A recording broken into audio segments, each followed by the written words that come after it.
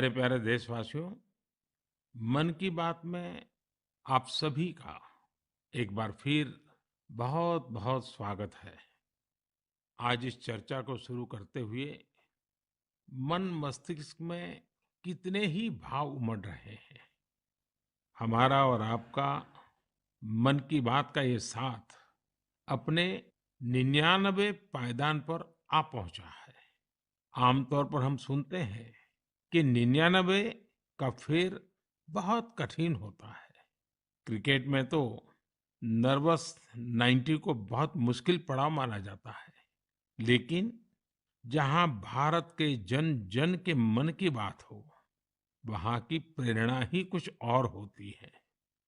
मुझे इस बात की भी खुशी है कि मन की बात के 100वें एपिसोड को लेकर देश के लोगों में बहुत उत्साह है। मुझे बहुत सारे संदेश मिल रहे हैं, फोन आ रहे हैं। आज जब हम आजादी का अमृतकाल मना रहे हैं, नए संकल्पों के साथ आगे बढ़ रहे हैं, तो 100वें मन की बात को लेकर आपके सुझावों और विचारों को जानने के लिए मैं भी बहुत उत्सुक हूँ।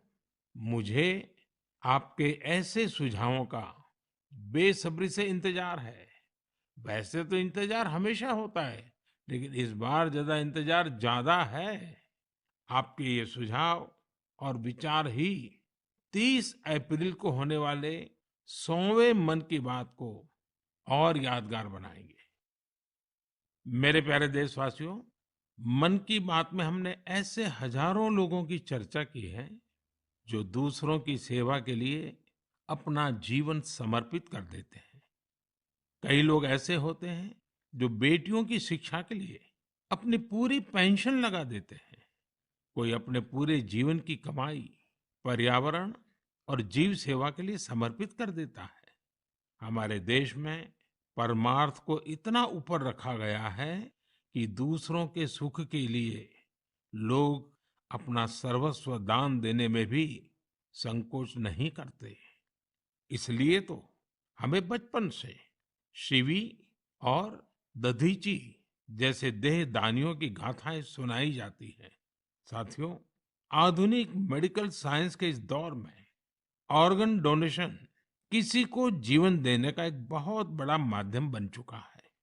कहते हैं, जब एक व्यक्ति मृत्यु के बाद अपना शरीर दान करता है, तो उससे 8 से 9 लोगों को एक नया जीवन मिलने की संभावना बनती है। संतोष की बात है कि आज देश में ऑर्गन डोनेशन के प्रति जागरूकता भी बढ़ रही है। साल 2013 में हमारे देश में ऑर्गन डोनेशन के 5,000 से भी कम केसेस थे। लेकिन 2022 में ये संख्या बढ़कर 15,000 से ज्यादा हो गई है। ऑर्गन डोनेशन करने वाले व्यक्तियों ने, उनके परिवार ने वाकई बहुत पुण्य का काम किया है। साथियों, मेरा बहुत समय से मन था कि मैं ऐसा पुण्य कार्य करने वाले लोगों के मन की बात जानूं और इसे देशवासियों के साथ भी शेयर करूं। इसलिए आज मन की बात में हमारे साथ एक प्यारी सी बिटिया, एक सुंदर गुड़िया के पिता और उनकी माताजी हमारे साथ जुड़ने जा रहे हैं। पिताजी का नाम है सुखबीर सिंह संधू जी और माताजी का नाम है सुप्रीत कौर जी। ये परिवार पंजाब के अमृतसर में रहते हैं। बहुत मन्नतों के बाद उन्हें एक बहुत सुंदर गुड़िया, बिटिया हुई थी। घर के लोगों ने बहुत प्यार से उसका नाम रखा था अबाबत कौर। अबाबत का अर्थ दूसरे की सेवा से जुड़ा है, दूसरों का कष्ट दूर करने से जुड़ा है। अबाबत जब सिर्फ 39 दिन की थी, तभी वो ये दुनिया छोड़कर चली गई। लेकिन सुखबीर सिंह संधू जी और उनकी पत्नी सुप्रीत कौर जी ने, उनके परिवार ने बहुत ही प्रेरणादायी फैसला लिया। ये फैसला था 39 दिन की उम्र वाली बेटी के अंगदान का, ऑर्गन डोनेशन का। हमारे साथ इस समय फोन लाइन पर सुखबीर सिंह और उनकी श्रीमती जी मौजूद है।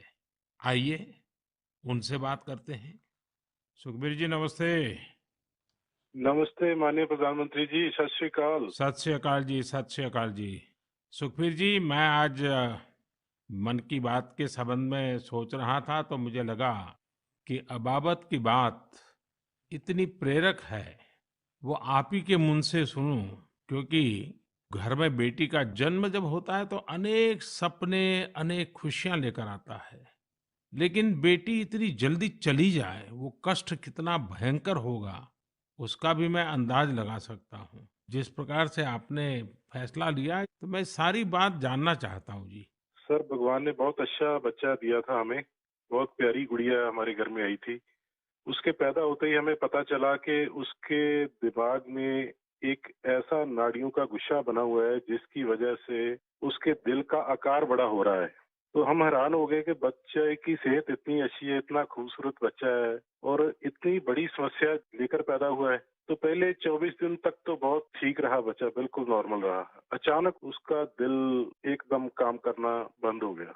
तो हम जल्दी से उसको हॉस्पिटल लेके गए। वहाँ डॉक्टरों ने उसको रिवाइव तो कर दिया, लेकिन समझने में टाइम लगा कि इसको क्या दिक्कत आई, इतनी बड़ी दिक्कत के छोटा सा बच्चा और अचानक दिल का दौरा पड़ गया। तो हम उसको इलाज के लिए पीजीआई चंडीगढ़ ले गए। वहाँ बड़ी बहादुरी से उस बच्चे ने इलाज के लिए संघर्ष किया, लेकिन बीमारी ऐसी थी कि उसका इलाज इतनी छोटी उम्र में संभव नहीं था। डॉक्टरों ने बहुत कोशिश की कि उसको रिवाइव करवाया जाए। अगर 6 महीने के आसपास बच्चा चला जाए तो उसका ऑपरेशन करने की सोची जा सकती थी, लेकिन भगवान को कुछ और मंजूर था। उन्होंने केवल 39 डेज की जब हुई तो डॉक्टर्स ने कहा कि इसको दोबारा दिल का दौरा पड़ा है, अब उम्मीद बहुत कम रह गई है। तो हम दोनों मियाँ बीवी रोते हुए इस निर्णय पे पहुंचे कि हमने देखा था उसको बहादुरी से जूझते हुए, बार बार ऐसे लग रहा था जैसे कि अब चला जाएगी, लेकिन फिर रिवाइव कर रही थी। तो हमें लगा कि इस बच्चे का यहाँ आने का कोई मकसद है। तो उन्होंने जब बिल्कुल ही जवाब दे दिया तो हम दोनों ने डिसाइड किया कि क्यों ना हम इस बच्चे के ऑर्गन डोनेट कर दें, शायद किसी और की जिंदगी में उजाला आ जाए। फिर हमने पीजीआई के जो एडमिनिस्ट्रेटिव ब्लॉक है उनमें संपर्क किया और उन्होंने हमें गाइड किया कि इतने छोटे बच्चे के केवल किडनीज ही दी जा सकती हैं। परमात्मा ने हिम्मत दी। गुरु नानक साहब का फलसफा है, इसी सोच से हमने डिसीजन ले लिया जी। नहीं, गुरुओं ने जो शिक्षा दी है उसको आपने जी करके दिखाया जी। सुप्रीत जी हैं क्या, उनसे बात हो सकती है? जी सर। हेलो। सुप्रीत जी, मैं आपको प्रणाम करता हूँ। नमस्कार सर, नमस्कार। सर, ये हमारे लिए बड़ी गर्व की बात है कि आप हमसे बात कर रहे हैं। आपने इतना बड़ा काम किया है, और मैं मानता हूँ देश ये सारी बातें जब सुनेगा तो बहुत लोग किसी की जिंदगी बचाने के लिए आगे आएंगे। अबाबत का ये योगदान है, ये बहुत बड़ा है जी। सर, ये भी गुरु नानक पातशाह जी की शायद बख्शिश थी कि उन्होंने हिम्मत दी ऐसा डिसीजन लेने में। गुरुओं की कृपा के बिना तो कुछ हो ही नहीं सकता जी। बिल्कुल सर, बिल्कुल। सुखबीर जी, जब आप अस्पताल में होंगे और ये हिला देने वाला समाचार जब डॉक्टर ने आपको दिया, उसके बाद भी आपने स्वस्थ मन से, आपने और आपकी श्रीमती जी ने इतना बड़ा निर्णय किया। गुरुओं की सीख तो है ही है, लेकिन आपके मन में इतना बड़ा उदार विचार, और सचमुच में अबाबत का जो अर्थ सामान्य भाषा में कहे तो मददगार होता है, ये काम कर दिया। ये उस पल को मैं सुनना चाहता हूँ जी। सर, एक्चुअली हमारे एक फैमिली फ्रेंड है, प्रिया जी। उन्होंने अपने ऑर्गन डोनेट किए थे, उनसे भी हमें प्रेरणा मिली। तो उस समय तो हमें लगा कि शरीर जो है पंच तत्व में विलीन हो जाएगा। जो कोई बिछड़ जाता है, चला जाता है, तो उसका शरीर को जला दिया जाता है या दबा दिया जाता है।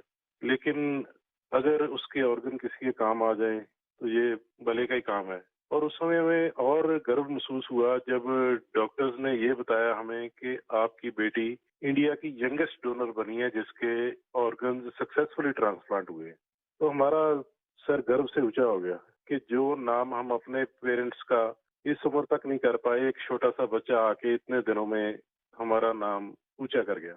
और इससे और बड़ी बात है कि आज आपसे बात हो रही है इस विषय पे, हम प्राउड फील कर रहे हैं। सुखबीर जी, आज आपकी बेटी का सिर्फ एक अंग जीवित है ऐसा नहीं है। आपकी बेटी मानवता की अमर गाथा की अमर यात्री बन गई है। अपने शरीर के अंश के जरिए वो आज भी उपस्थित है। इस नेक कार्य के लिए मैं आपकी, आपकी श्रीमती जी की, आपके परिवार की सराहना करता हूँ। Thank you sir. साथियों, ऑर्गन डोनेशन के लिए सबसे बड़ा जज्बा यही होता है कि जाते जाते भी किसी का भला हो जाए, किसी का जीवन बच जाए। जो लोग ऑर्गन डोनेशन का इंतजार करते हैं, वो जानते हैं कि इंतजार का एक एक पल गुजरना कितना मुश्किल होता है। और ऐसे में जब कोई अंगदान या देहदान करने वाला मिल जाता है, तो उसमें ईश्वर का स्वरूप ही नजर आता है। झारखंड की रहने वाली स्नेहलता चौधरी जी भी ऐसी ही थी, जिन्होंने ईश्वर बनकर दूसरों को जिंदगी दी। 63 वर्ष की स्नेहलता चौधरी जी अपना हार्ट, किडनी और लीवर दान करके गई। आज मन की बात में उनके बेटे भाई अभिजीत चौधरी जी हमारे साथ हैं। आइए उनसे सुनते हैं। अभिजीत जी नमस्कार। प्रणाम सर। अभिजीत जी, आप एक ऐसी माँ के बेटे हैं जिसने आपको जन्म देकर एक प्रकार से जीवन तो दिया ही, लेकिन और जो अपनी मृत्यु के बाद भी आपकी माता जी कई लोगों को जीवन दे करके गई। एक पुत्र के नाते अभिजीत आप जरूर गर्व अनुभव करते होंगे। हाँ जी सर। आप अपनी माताजी के बारे में जरा बताइए, किन परिस्थितियों में ऑर्गन डोनेशन का फैसला लिया गया? मेरी माताजी सरायकेला बोल के एक छोटा सा गांव है झारखंड में, वहाँ पे मेरे मम्मी पापा दोनों रहते हैं। ये पिछले 25 साल से लगातार मॉर्निंग वॉक करती थी और अपने हैबिट के अनुसार सुबह 4 बजे अपने मॉर्निंग वॉक के लिए निकली थी। उस समय एक मोटरसाइकिल वाले ने इनको पीछे से धक्का मारा और वो उसी समय गिर गई, जिससे उनको सर पे बहुत ज्यादा चोट लगा। तुरंत हम लोगों ने उनको सदर अस्पताल सरायकेला ले गए, जहाँ डॉक्टर साहब ने उनकी मरहम पट्टी की, पर खून बहुत निकल रहा था और उनको कोई सेंस नहीं था। तुरंत हम लोगों ने उनको टाटा मेन हॉस्पिटल लेके चले गए। वहाँ उनकी सर्जरी हुई। 48 घंटे के ऑब्जर्वेशन के बाद डॉक्टर साहब ने बोला कि वहाँ पे चांसेस बहुत कम है। फिर हमने उनको एयरलिफ्ट करके एम्स दिल्ली लेके आए हम लोग। यहाँ पे उनकी ट्रीटमेंट हुई तकरीबन 7-8 दिन। उसके बाद पोजीशन ठीक था। एक दिन उनका ब्लड प्रेशर काफी गिर गया। उसके बाद पता चला उनकी ब्रेन डेथ हो गई है। तब फिर डॉक्टर साहब हमें प्रोटोकॉल के हिसाब ब्रीफ कर रहे थे ऑर्गन डोनेशन के बारे में। हम अपने पिताजी को शायद ये नहीं बता पाते कि ऑर्गन डोनेशन टाइप का भी कोई चीज होता है, क्योंकि हमें लगा वो उस बात को एब्जॉर्ब नहीं कर पाएंगे। उनके दिमाग से हम ये निकालना चाहते थे कि ऐसा कुछ चल रहा है। जैसे हमने उनको बोला कि ऑर्गन डोनेशन की बातें चल रही है, तब उन्होंने बोला कि नहीं नहीं, ये मम्मी का बहुत मन था और हमें ये करना है। हम काफी निराश थे उस समय तक, जब तक हमें ये पता चला था कि मम्मी नहीं बच सकेगी। पर जैसे ही ये ऑर्गन डोनेशन वाला डिस्कशन चालू हुआ, वो निराशा एक बहुत ही पॉजिटिव साइड चला गया और हम काफी अच्छे, एक बहुत ही पॉजिटिव एनवायरनमेंट में आ गए। उसको करते करते फिर हम लोग रात में 8 बजे काउंसलिंग हुई। दूसरे दिन हम लोगों ने ऑर्गन डोनेशन किया। इसमें मम्मी का एक सोच बहुत बड़ा था कि पहले वो काफी नेत्रदान और इन चीजों में, सोशल एक्टिविटीज में ये बहुत एक्टिव थी। शायद यही सोच को लेकर के ये इतना बड़ा चीज हम लोग कर पाए। और मेरे पिताजी का जो डिसीजन मेकिंग था इस चीज के बारे में, इस कारण से ये चीज हो पाया। कितने लोगों को काम आया अंग? इनका हार्ट, 2 किडनी, लिवर और दोनों आंख, ये डोनेशन हुआ था। तो 4 लोगों की जान और 2 जनों को आंख मिला है। अभिजीत जी, आपके पिताजी और माताजी दोनों नमन के अधिकारी हैं। मैं उनको प्रणाम करता हूँ। और आपके पिताजी ने इतने बड़े निर्णय में आप परिवारजनों का नेतृत्व किया, ये वाकई बहुत ही प्रेरक है। और मैं मानता हूँ कि माँ तो माँ ही होती है, माँ एक अपने आप में प्रेरणा भी होती है, लेकिन माँ जो परंपराएं छोड़ करके जाती है, वो पीढ़ी दर पीढ़ी एक बहुत बड़ी ताकत बन जाती है।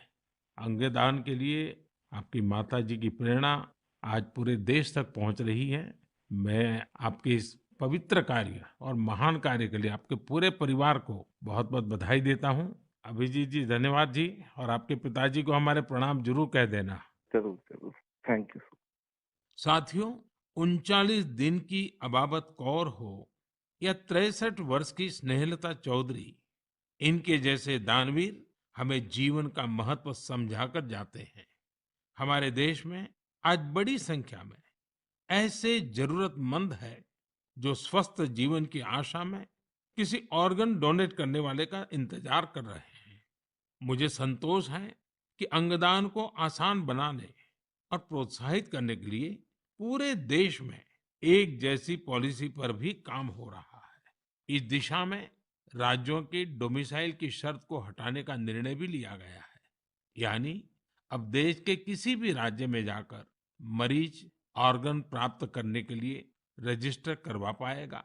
सरकार ने ऑर्गन डोनेशन के लिए 65 वर्ष से कम आयु की आयु सीमा को भी खत्म करने का फैसला लिया है।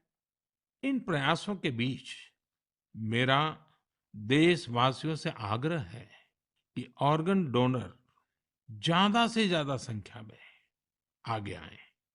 आपका एक फैसला कई लोगों की जिंदगी बचा सकता है, जिंदगी बना सकता है। मेरे प्यारे देशवासियों, ये नवरात्र का समय है, शक्ति की उपासना का समय है। आज भारत का जो सामर्थ्य नए सिरे से निखर कर सामने आ रहा है, उसमें बहुत बड़ी भूमिका हमारी नारी शक्ति की है। हाल फिलहाल ऐसे कितने ही उदाहरण हमारे सामने आए हैं। आपने सोशल मीडिया पर एशिया की पहली महिला लोको पायलट सुरेखा यादव जी को जरूर देखा होगा।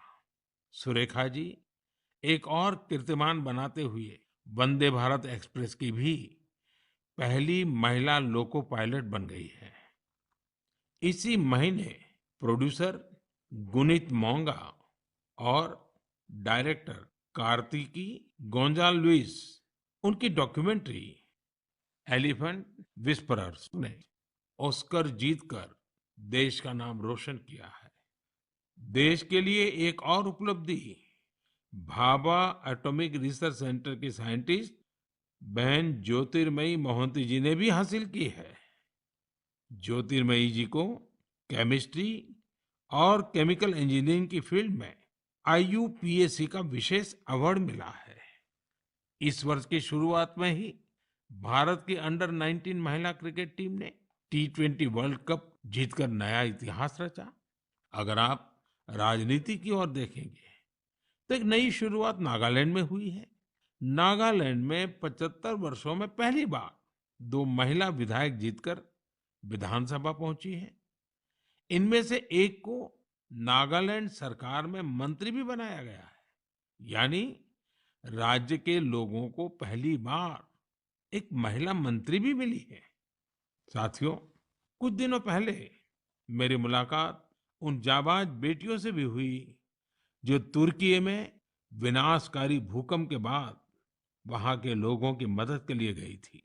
ये सभी एनडीआरएफ के दस्ते में शामिल थी। उनके साहस और कुशलता की पूरी दुनिया में तारीफ हो रही है। भारत ने यूएन मिशन के तहत शांति सेना में वुमेन ओनली प्लेटून की भी तैनाती की है। आज देश की बेटियां हमारी तीनों सेनाओं में अपने शौर्य का झंडा बुलंद कर रही है। Group captain Shaliza Dhami combat unit में कमांड अपॉइंटमेंट पाने वाली पहली महिला वायुसेना अधिकारी बनी है। उनके पास करीब 3000 घंटे का फ्लाइंग एक्सपीरियंस है। इसी तरह भारतीय सेना की जांबाज कैप्टन शिवा चौहान सियाचिन में तैनात होने वाली पहली महिला अधिकारी बनी है। सियाचिन में जहां पारा -60 डिग्री तक चला जाता है, वहां शिवा 3 महीनों के लिए तैनात रहेगी। साथियों, यह लिस्ट इतनी लंबी है कि यहाँ सबकी चर्चा करना भी मुश्किल है। ऐसी सभी महिलाएं, हमारी बेटियां, आज भारत और भारत के सपनों को ऊर्जा दे रही हैं। नारी शक्ति की ये ऊर्जा ही विकसित भारत की प्राणवायु है। मेरे प्यारे देशवासियों, इन दिनों पूरे विश्व में स्वच्छ ऊर्जा रिन्यूएबल एनर्जी की खूब बात हो रही है। मैं जब विश्व के लोगों से मिलता हूं तो वो इस क्षेत्र में भारत की अभूतपूर्व सफलता की जरूर चर्चा करते हैं। खासकर भारत सोलर एनर्जी के क्षेत्र में जिस तेजी से आगे बढ़ रहा है, वो अपने आप में एक बहुत बड़ी उपलब्धि है। भारत के लोग तो सदियों से सूर्य से विशेष रूप से नाता रखते हैं। हमारे यहाँ सूर्य की शक्ति को लेकर जो वैज्ञानिक समझ रही है, सूर्य की उपासना की जो परंपराएं रही है, वो अन्य जगहों पर कम ही देखने को मिलते हैं। मुझे खुशी है कि आज हर देशवासी सौर ऊर्जा का महत्व भी समझ रहा है और क्लीन एनर्जी में अपना योगदान भी देना चाहता है। सबका प्रयास की यही स्पिरिट आज भारत के सोलर मिशन को आगे बढ़ा रही है। महाराष्ट्र के पुणे में ऐसे ही एक बेहतरीन प्रयास ने मेरा ध्यान अपनी ओर खींचा है। यहाँ एमएसआर ऑलिव हाउसिंग सोसाइटी के लोगों ने तय किया कि वे सोसाइटी में पीने के पानी, लिफ्ट और लाइट जैसी सामूहिक उपयोग की चीजें अब सोलार एनर्जी से ही चलाएंगे। इसके बाद इस सोसाइटी में सबने मिलकर सोलर पैनल लगवाए। आज इन सोलर पैनल से हर साल करीब 90,000 किलोवाट आवर बिजली पैदा हो रही है। इससे हर महीने लगभग 40,000 रुपए की बचत हो रही है। इस बचत का लाभ सोसाइटी के सभी लोगों को हो रहा है। साथियों, पुणे की तरह ही दमन दीव में जो दीव है, जो एक अलग जिला है, वहां के लोगों ने भी एक अद्भुत काम करके दिखाया है। आप जानते ही होंगे कि दीव सोमनाथ के पास है। दीव भारत का पहला ऐसा जिला बना है जो दिन के समय सभी जरूरतों के लिए 100% क्लीन एनर्जी का इस्तेमाल कर रहा है। दीव की इस सफलता का मंत्र भी सबका प्रयास ही है। कभी यहाँ बिजली उत्पादन के लिए संसाधनों की चुनौती थी। लोगों ने इस चुनौती के समाधान के लिए सोलर एनर्जी को चुना। यहाँ बंजर जमीन और कई बिल्डिंग्स पर सोलर पैनल्स लगाए गए। इन पैनल से दीव में दिन के समय जितनी बिजली जरूरत होती है, उससे ज्यादा बिजली पैदा हो रही है। इस सोलर प्रोजेक्ट से बिजली खरीद पर खर्च होने वाले करीब 52 करोड़ रुपए भी बचे हैं। इससे पर्यावरण की भी बड़ी रक्षा हुई है। साथियों, पुणे और दीव, उन्होंने जो कर दिखाया है, ऐसे प्रयास देश भर में कई और जगहों पर भी हो रहे हैं। इनसे पता चलता है कि पर्यावरण और प्रकृति को लेकर हम भारतीय कितने संवेदनशील हैं और हमारा देश किस तरह भविष्य की ये पीढ़ी के लिए बहुत जागृत है। मैं इस तरह के सभी प्रयासों की हृदय से सराहना करता हूं। मेरे प्यारे देशवासियों, हमारे देश में समय के साथ स्थिति परिस्थितियों के अनुसार अनेक परंपराएं विकसित होती है। यही परंपराएं हमारी संस्कृति का सामर्थ्य बढ़ाती हैं और उसे नित्य नूतन प्राण शक्ति भी देती है। कुछ महीने पहले ऐसी ही एक परंपरा शुरू हुई काशी में। काशी तमिल संगमम के दौरान काशी और तमिल क्षेत्र के बीच सदियों से चले आ रहे ऐतिहासिक और सांस्कृतिक संबंधों को सेलिब्रेट किया गया। एक भारत श्रेष्ठ भारत की भावना हमारे देश को मजबूती देती है। हम जब एक दूसरे के बारे में जानते हैं, सीखते हैं, तो एकता की ये भावना और प्रगाढ़ होती है। यूनिटी की इसी स्पिरिट के साथ अगले महीने गुजरात के विभिन्न हिस्सों में सौराष्ट्र तमिल संगमम होने जा रहा है। सौराष्ट्र तमिल संगमम 17 से 30 अप्रैल तक चलेगा। मन की बात के कुछ श्रोता जरूर सोच रहे होंगे कि गुजरात के सौराष्ट्र का तमिलनाडु से क्या संबंध है। दरअसल सदियों पहले सौराष्ट्र के अनेकों लोग तमिलनाडु के अलग-अलग हिस्सों में बस गए थे। ये लोग आज भी सौराष्ट्री तमिल के नाम से जाने जाते हैं। उनके खान-पान, रहन-सहन, सामाजिक संस्कारों में आज भी कुछ-कुछ सौराष्ट्र की झलक मिल जाती है। मुझे इस आयोजन को लेकर तमिलनाडु से बहुत से लोगों ने सराहना भरे पत्र लिखे हैं। मदुरई में रहने वाले जयचंद्रन जी ने एक बड़ी ही भावुक बात लिखी है। उन्होंने कहा है कि 1000 साल के बाद पहली बार किसी ने सौराष्ट्र तमिल के रिश्तों के बारे में सोचा है। सौराष्ट्र से तमिलनाडु आकर के बसे हुए लोगों को पूछा है। जयचंद्रन जी की बातें हजारों तमिल भाई बहनों की अभिव्यक्ति है। साथियों, मन की बात के श्रोताओं को मैं असम से जुड़ी हुई एक खबर के बारे में बताना चाहता हूँ।